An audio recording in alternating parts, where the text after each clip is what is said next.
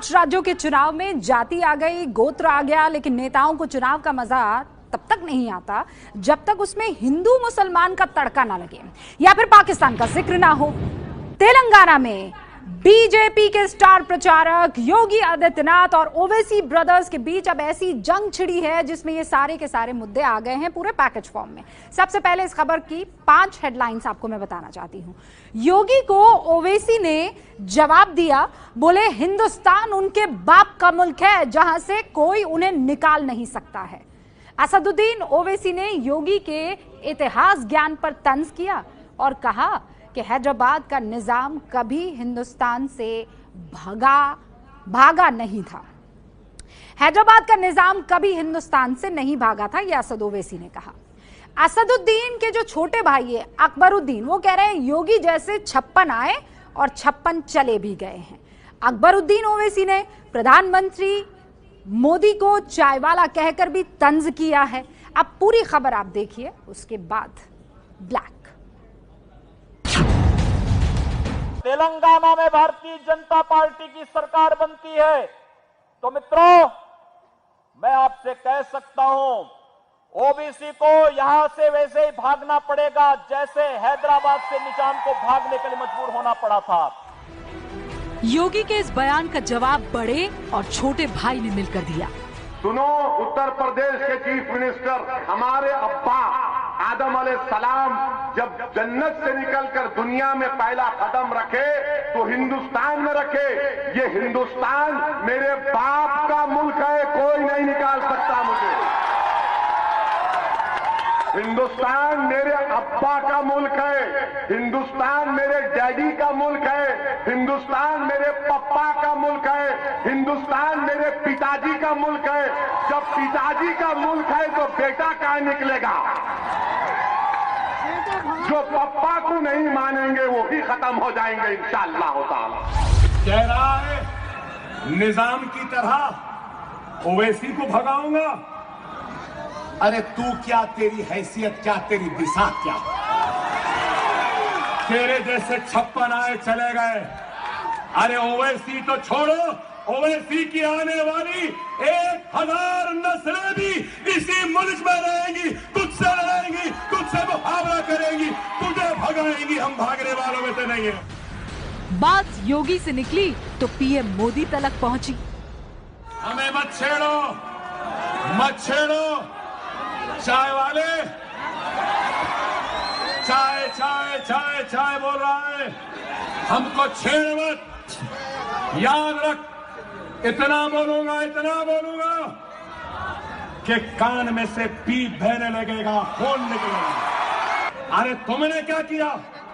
बात करे कि चाय चाय चाय चाय, चाय की केतली, चाय का पानी, चाय की पत्ती, चाय का चूल्हा, चाय चाय चाय। ये वजीर आजम है या क्या है? एमआईएम के ओवैसी ब्रदर्स की ये भाषा कोई नई नहीं है। ये अंदाज आपने भी कई मर्तबा देखा होगा, नया नहीं है। वो इससे भी ज्यादा भड़काऊ भाषणों का रिकॉर्ड बना चुके हैं, तोड़ भी चुके हैं।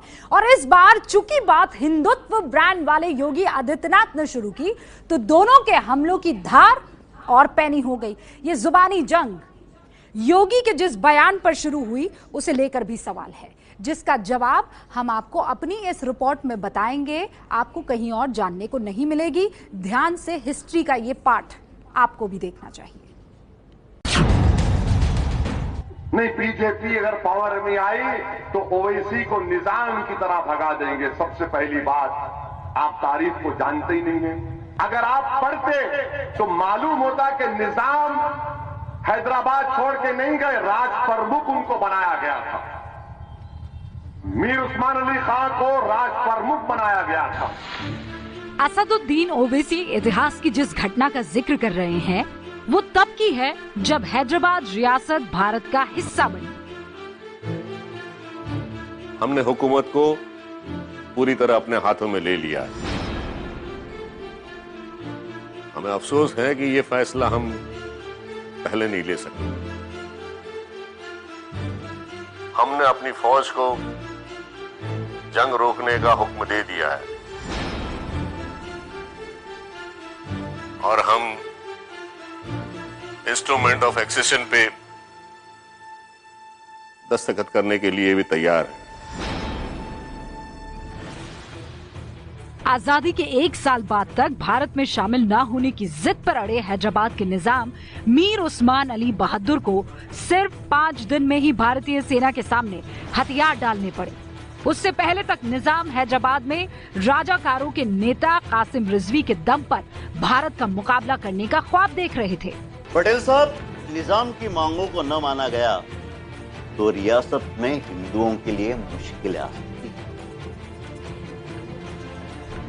कासिम साहब, आप अगर खुदकुशी ही करने की सोच रहे हैं तो आपको कोई कैसे रोक सकता है? कासिम रिजवी उसी एमआईएम पार्टी का नेता था जो अब असदुद्दीन ओवैसी की एआईएमआईएम के नाम से जानी जाती है। कासिम ने ओवैसी के दादा अब्दुल वाहिद ओवैसी को एमआईएम की कमान सौंपी थी, जिसका नाम उन्होंने एआईएमआईएम कर दिया। उस वक्त निजाम का करीबी होने का फायदा उठाकर कासिम रिजवी ने हैदराबाद के लोगों पर जमकर जुल्म किए। इसीलिए वो नहीं चाहता था कि हैदराबाद भारत का हिस्सा बने। 17 सितंबर 1948 को जब हैदराबाद भारत का हिस्सा बना तो कासिम रिजवी को गिरफ्तार कर जेल भेज दिया गया। 1948 से 1957 तक वो जेल में रहा। इसके बाद उसे पाकिस्तान जाने की शर्त पर रिहा किया गया, जबकि निजाम मीर उस्मान अली को भारत में शामिल होने के इनाम के तौर पर 1950 में हैदराबाद का राज प्रमुख बना दिया गया था।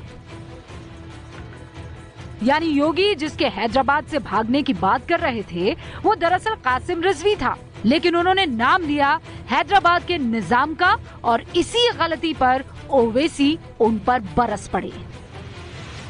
आप तारीख को जानते ही नहीं हैं, हिस्ट्री में जीरो है आप। अगर पढ़ना नहीं आता थम्स अप है तो पढ़ने वाले को पूछो। देखिए, दोनों ही नेताओं की स्टाइल ऑफ पॉलिटिक्स पर गौर कीजिए आप। दोनों भाई अलग और योगी अलग। एक अल्लाह के भरोसे है तो दूसरे राम के। अगर जनता के लिए तन्मयता से काम करते तो अपनी राजनीति भगवान भरोसे कतई नहीं छोड़ते। खैर, मास्टर स्ट्रोक नेताओं के लिए नहीं है। नेताओं की कथनी और करनी एक जैसी है, धोखा इसमें ज्यादा है, सच्चाई कम है। ये मास्टर स्ट्रोक आपके लिए है। ये है एबीपी न्यूज, आपको रखे आगे।